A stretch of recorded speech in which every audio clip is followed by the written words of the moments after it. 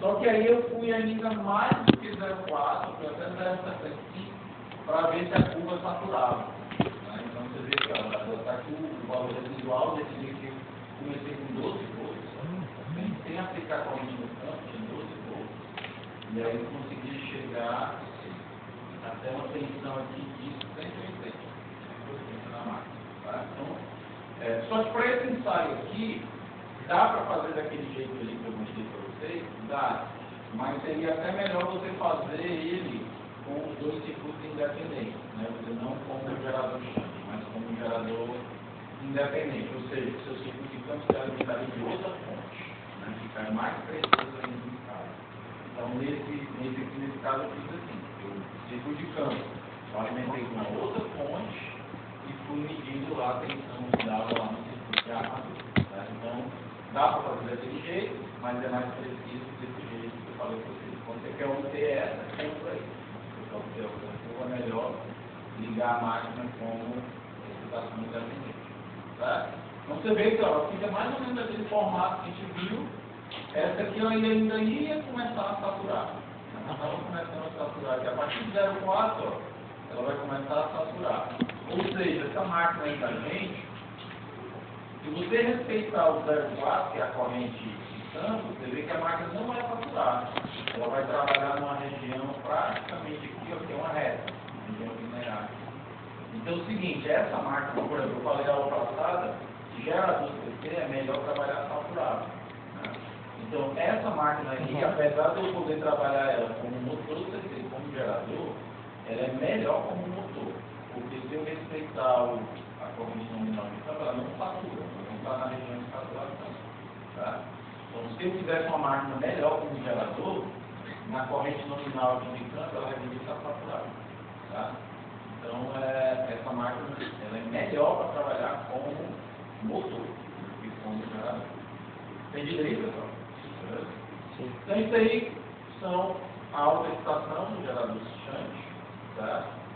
E também uma forma de obter aí a curva de magnetização. Se eu não me engano, no slide passado, né, no slide passado, que foi essa parte de alta excitação, tem um vídeo lá, esse vídeo aqui, ó. Tá? Se eu não me engano, nesse vídeo ele obtém a curva de magnetização. Tá? Então ele faz lá para as máquinas que ele tem, ele também faz esse ensaio para obter a curva de magnetização. Tá? Então vamos lá. Então, o que eu queria mostrar da parte prática da aula passada era isso. E aí o que a gente vai fazer agora? A gente vai pegar esse gerador, que eu tenho ali já agora a tensão no dele, e vou começar a aplicar carga. Então a gente vai ver como se comporta essa máquina quando você começa a ter carga, né, uma carga elétrica lá no terminal da máquina. Tá? Então o que a gente chama de gerador shunt sobre carga. Okay? Antes eu vou começar explicando o gerador de excitação independente, até para a gente poder fazer uma comparação. Tá? E ficaria entre os dois seria melhor com o carro. Tá? A gente vai começar aqui com o gerador CC. Gerador CC com carro.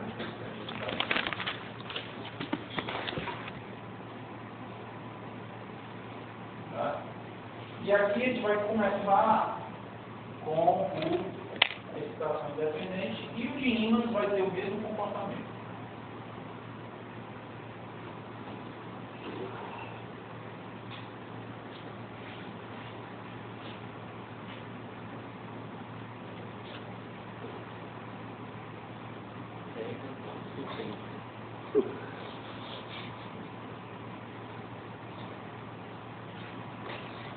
Então, essas duas máquinas aí vão ter o mesmo comportamento. E aí depois a gente vai comparar com o shunt.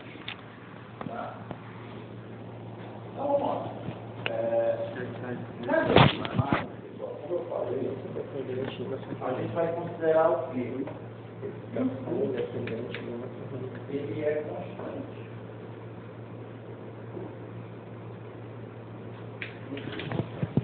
No caso do ímã, por causa do próprio ímã, né? Não vai ser contra o ímã por ser magnética constante. E na de fixação independente, é só você não mexer no simplificando. Você coloca lá um valor e não mexe mais. Tá? Então, essas duas máquinas a gente vai considerar isso aí. E, por conta disso, a gente não vai se preocupar muito com o simplificando. A gente vai olhar só o circuito de armadura.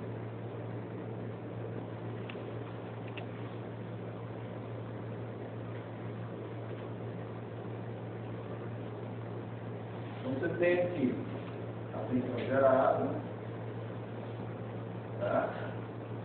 Resistência de armadura, e aqui a tensão no terminal da armadura. Tá? Então, nessas duas máquinas, o que você fez para ter essa tensão aqui? Basicamente, na de ímãs é só botar para girar. Então, também, além do fluxo constante, a gente vai considerar aqui também uma rotação.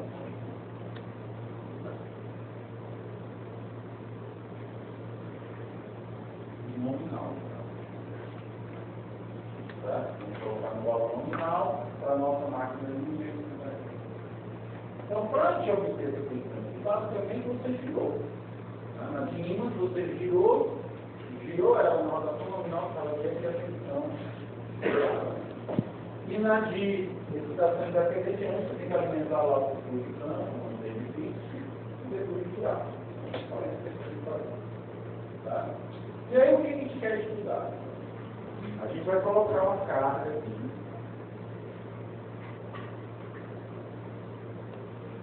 Variável.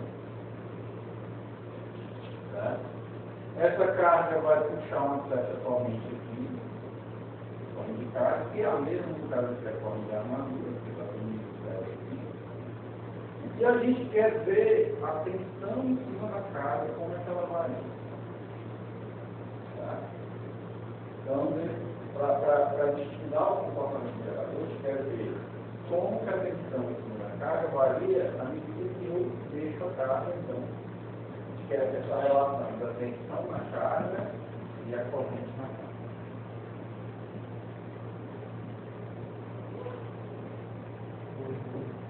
Na carga e a corrente na carga. Vou colocar aí um gráfico. Tá? A gente sabe isso aí. Beleza? Então vamos lá. Então, a primeira coisa, quando a corrente na carga é zero, tá?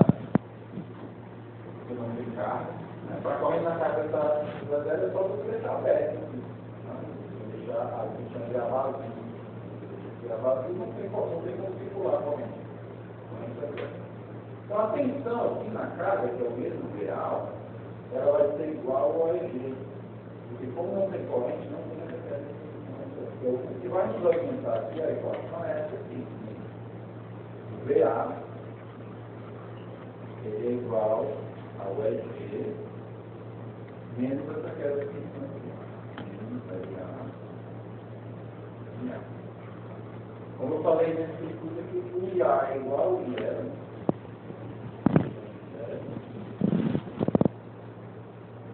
VA igual ao VL.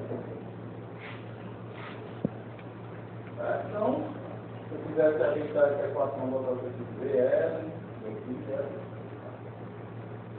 então, quando a corrente for zero, VA é zero. Esse termo aqui é zero.